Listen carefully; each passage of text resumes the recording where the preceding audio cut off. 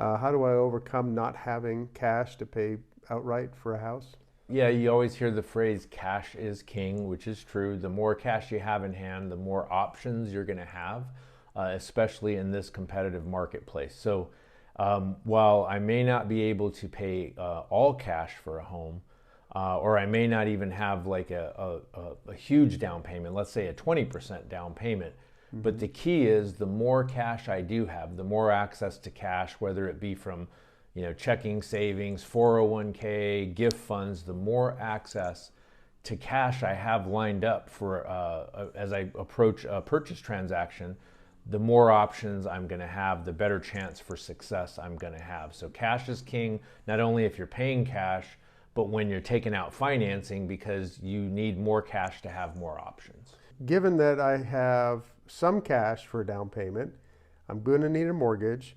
What type of mortgage should I be going for to try to get under contract? Lately, we're seeing here, if you're moving to Arizona, we're seeing in this marketplace it's so competitive. So sellers and their agents are, looking over multiple offers, and they're trying to figure out, okay, which one of these benefits us the most, right? And which one is most likely to close and close on time.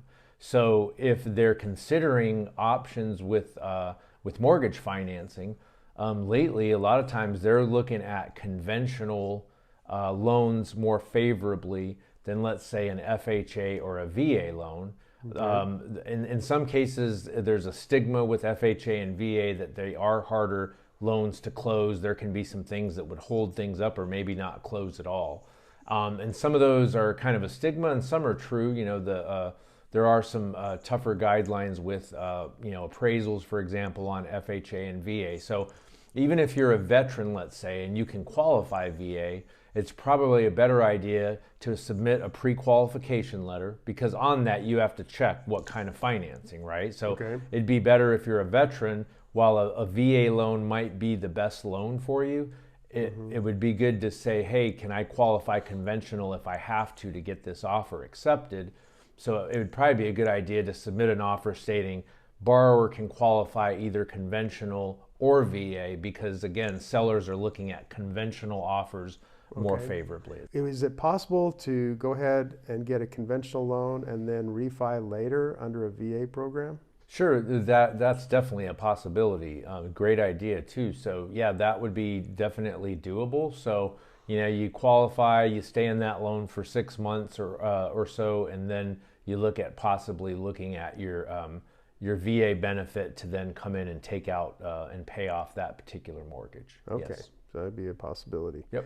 Sometimes there are some turns in the process as you're going through the purchase. Maybe just my simple down payment isn't going to be all the money I need. In the past, like for a conventional loan, you're usually looking at a minimum down payment of 5%. Okay. But what we're seeing in this marketplace is that a lot of times the appraisal, like you have a list price, let's say your list price is $290. Okay. And then there's a lot of offers on it, let's say. So let's say you got a bid like $310 to get that property, right? Listed at $290, but you got a bid at $310 to get the property. Now let's say values haven't quite caught up, the appraiser's looking for comps, and let's say it appraises for $300, right? So list price was $290, you offered $310, it appraises for $300. Well, your down payment, your 5% down, is now based off of that appraisal value. Okay. And then the $10,000 difference you have to come out of pocket. So so when appraisals are coming in low in this marketplace, the sellers aren't going to typically change the price that you've negotiated. So as a buyer, you not only have to come in with your 5% down, but the difference between what it appraises for and what you're paying for. So if you just have 5% down, you're not going to be able to go in and give a strong enough offer, and the way a good real estate agent will detail it so that your offer can get accepted. Now, if you're coming in with 20% down, then you've got some wiggle room, right? Because now minimum is 5%, you've got 20%. Let's say the appraisal comes in low. Well, your down payment now maybe is only 15%, and then you use the other 5% to make up the difference. So the key is you want to have more than the minimum down payment to negotiate in this marketplace. So if you're moving to Arizona, that's like a big thing to consider. Okay.